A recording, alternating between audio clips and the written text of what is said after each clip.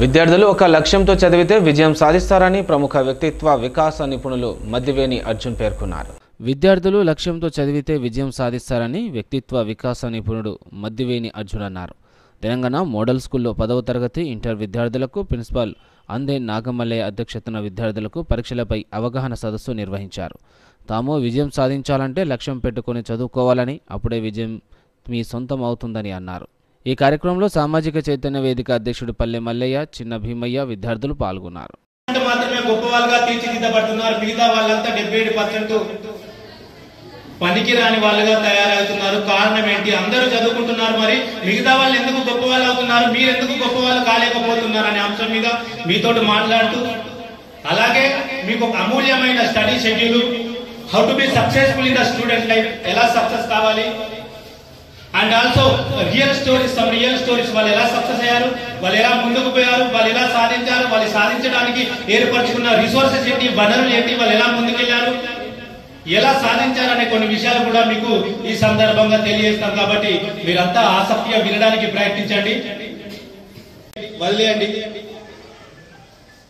మళ్ళీ ఒకసారి గట్టిగా బ్రీత్ తీసుకోండి. పరీక్షల్లో విజయం ఎట్లా సాధించాలనే దాని మీద తర్ఫీదు ఇవ్వడం కోసం విచ్చేసిన మన అర్జున్ సార్ గారికి స్వాగతం, సుస్వాగతం. సమాజంలో పిల్లలు చదువుతున్నారు, కానీ ఎగ్జామ్ ఏ విధంగా అటెంప్ట్ చేయాలి, పరీక్షల్లో ఏ విధంగా ప్రశాంతమైన వాతావరణంలో పరీక్షలు రాయాలి అనే అంశంపై విద్యార్థులు చాలా మంది ఆందోళనకు గురవుతున్నారు. చదవడం చదువుతున్నారు, కానీ పరీక్షల్ని అటెంప్ట్ చేయడంలో ఫెయిల్యూర్ అవుతున్నారు. అసలు దానికి కారణం ఏంటి? మరి ఏ విధంగా అయితే ప్రశాంతమైన వాతావరణంలో మనం పరీక్షలు రాస్తే మనం సక్సెస్ అవుతాం అనే విషయాలు వాళ్ళకు అవగతం లేకపోవడం వల్ల ఇబ్బందులకు గురవుతున్నారు.